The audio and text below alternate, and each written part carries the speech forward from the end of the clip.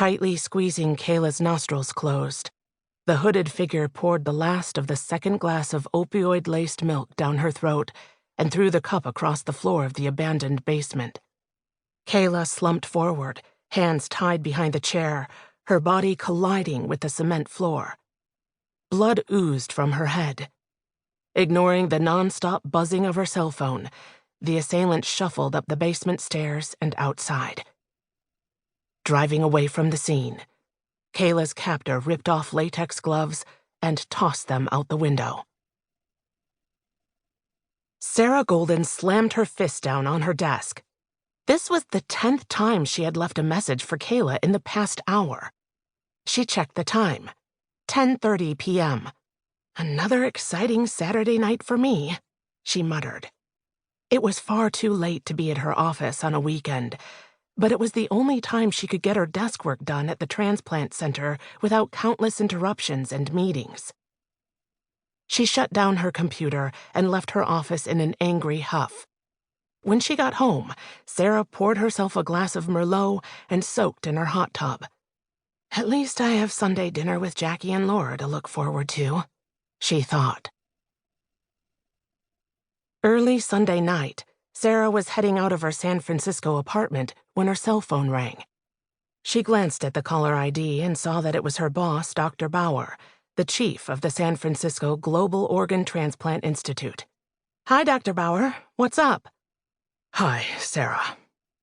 I just received a disturbing call from Dr. Santos at the Miami International Transplant Institute about Kayla, our living donor coordinator.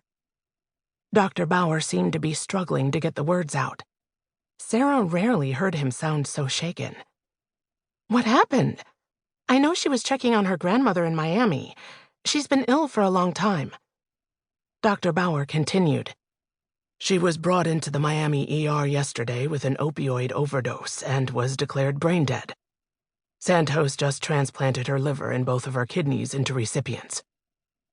Sarah's knees buckled under her, and she collapsed onto the couch in her living room.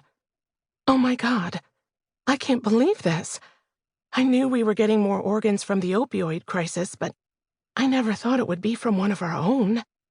Dr. Santos told me the local police are investigating the case as a possible homicide and will contact us as soon as they know anything more. I never pegged Kayla as someone who'd be into drugs. Did you? Dr. Bauer asked. Not in a million years. It doesn't mix with how I experienced her, but I only knew her over the last year. Sarah also couldn't help remembering that when she had met Kayla a year earlier, Kayla had made it clear that she thought of Sarah as just another manager who'd quit in a couple of years, and that it would be best if Sarah just left her alone to do her job. And she wasn't all that charming about it either. I worked with her for over 15 years and never saw any signs of drug addiction. I guess you just never know. Anyway, I gave Santos your contact info for the Miami PD, so you'll be hearing from a detective. You'll need to call an all-staff meeting first thing in the morning. Just tell them she died. No other details until we hear from the Miami PD. And you'll need to reassign her caseload so her patients don't get lost in the shuffle. Dr. Bauer directed. Miami? Couldn't it be anywhere but there? Sarah thought. Shit, she said aloud before she could stop herself. What is it? Dr. Bauer asked. I'm sorry, Dr. Bauer. Get it together, Golden, she commanded herself. Yes, I'll call a staff meeting and reassign her cases first thing. Keep me posted. Dr. Bauer went on. Kayla was a real workhorse and very clinically astute. She got our living kidney donor program off the ground. I know the coordinators never got along with her, but the docs will miss her. This is a huge loss for our program and our patients. I'm sorry to have to give you such bad news. You okay?